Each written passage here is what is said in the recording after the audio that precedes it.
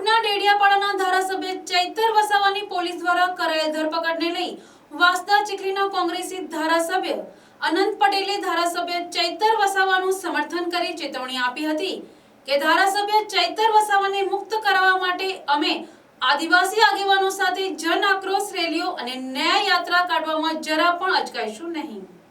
વાસદા ચીખલીના કોંગ્રેસી ધારાસભ્ય અનંત પટેલે આપના ધારાસભ્ય ચૈતર વસાવાની ધરપકડ ગેરકાયદેસર ગણાવી તેમણે એવો આક્ષેપ કર્યો હતો કે વસાવાની ધરપકડ કરવા પહેલા એફઆઈઆર દાખલ કરવામાં આવી ન હતી, જ્યારે ફરિયાદી તરીકે વસાવા પોતે પોલીસ મથકે ગયા હતા અને ત્યાં બેસાડ્યા હતા। ત્યારબાદ ભાજપ પક્ષના નેતાઓની ફરિયાદ લઈ ધરપકડ કરી હતી।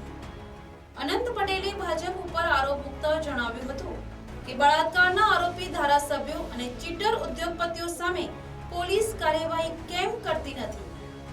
સાથે જ ધારાસભ્ય અનંત પટેલે ચેતવણી આપી છે કે આદિવાસી ધારાસભ્યો સાથે અન્યાય થશે તો આદિવાસી આગેવાનો સાથે ધારાસભ્ય ચૈતર વસાવાને મુક્ત કરાવવા માટે અમે આદિવાસી આગેવાનો સાથે જન આક્રોશ રેલીઓ અને ન્યાય યાત્રા કાઢવામાં જરા પણ અચકાઈશું નહીં।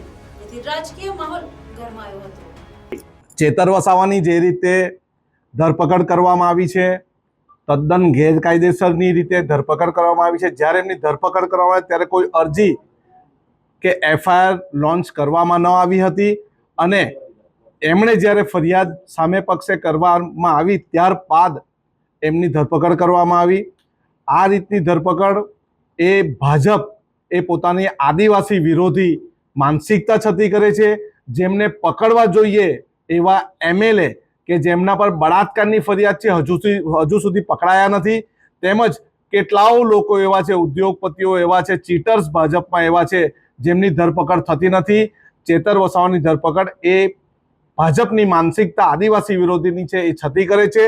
અમે એનો ઘોર વિરોધ કરીએ છીએ અને મારા સાથી ધારાસભ્યને અમે સમર્થન કરીએ છીએ। આવનારા દિવસોમાં જો એને છોડવામાં ન આવે તો અમે જન આક્રોશ રેલી અને ન્યાય યાત્રા જેવી રેલી કરતા અચકાઈશું નહીં। ભાજપના આદિવાસી નેતા કેમ નથી બોલતા?